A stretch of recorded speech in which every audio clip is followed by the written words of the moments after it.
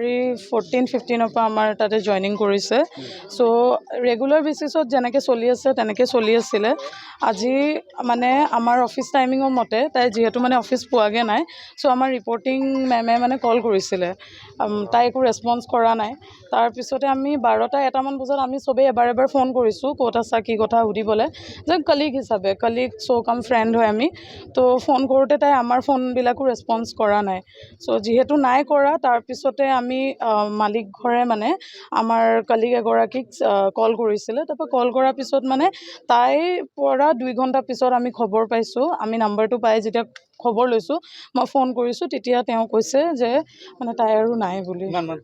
এইটো মইতো খবৰ পাইছোঁ 10:12 মানত এই অলপ আগত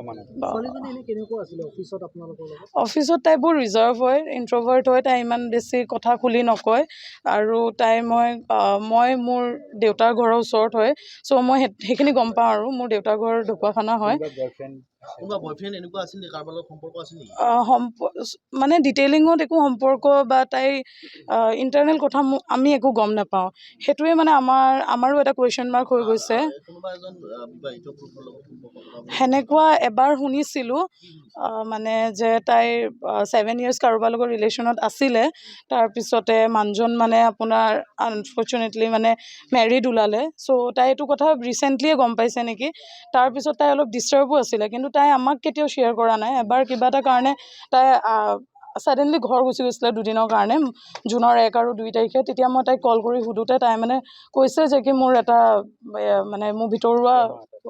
হেৰি আছে চ' মই এইটো কথা শ্বেয়াৰ কৰিব নোৱাৰোঁ সেইকাৰণে মই নকওঁ আৰু তাইৰ লগত মই ইমান বেছিও মানে ডিটেইলিঙত গম নাপাওঁ চ' সিমানখিনি আমি জানো এইটো তাই শ্বেয়াৰ কৰিছিলে মোক শ্বেয়াৰ কৰিছিলে 2 এপ্ৰিলত মোৰ একজেক্টলি যিটো ডেট মানে 2 এপ্ৰিল বিকজ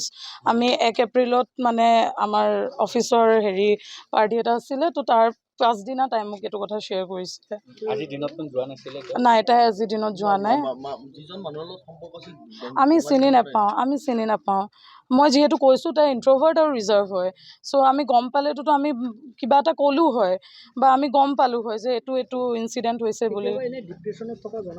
তাই কথাই নাপাতে অফিচত তাই নিজৰ ডেস্কত তাই নিজৰ ভাগে বহে নিজৰ ভাগে মানে নিজৰ কাম কৰে কেতিয়াবা কল চল থাকে আমি যিহেতু চেলছৰ হয় তো কোনোবা কাৰোবাৰ লগত কলত গ'লেও তাই ইমান কথা নাপাতে আমি সদায় অফিচিয়েল টাৰ্মছতে সদায় আমাৰ কথা বতৰা চলি থাকে চ' ইমান বেছি গম নাপাওঁ